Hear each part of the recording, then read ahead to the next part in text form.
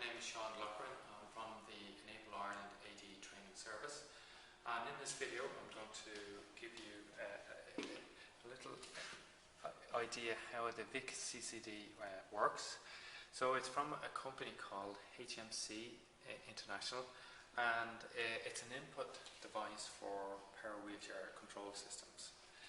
So it can be used with chairs such as dynamic controls, PG drives and Easy Rider.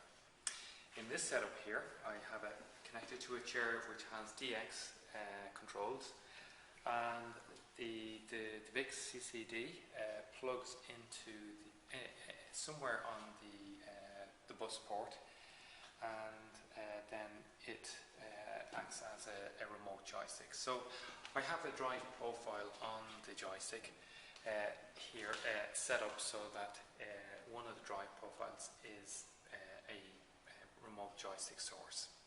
So to give you an idea how it works, just power on.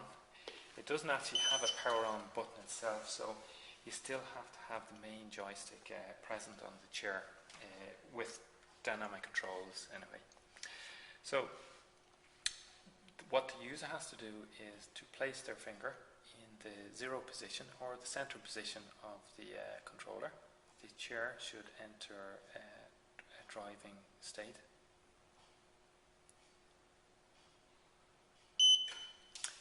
And once in driving mode, small movements of the finger will move the chair in that direction. So moving over to the right or left, the chair moves in that direction. So it's proportionally controlled. It's quite sensitive, but being proportionally controlled gives you quite a good degree of accuracy in terms of reading. So I have it on a relatively slow speed, and it's set here from the drive profile is set, where I set the speed and acceleration and deceleration, etc. The device itself would be typically calibrated for the user just to find the center position and also the max movement of their finger within the device. So when I take my finger out, the chair goes into a standby mode. So the device comes with a small mounting bracket, and I have actually used the daisy stem mount to attach to it and to attach to the wheelchair.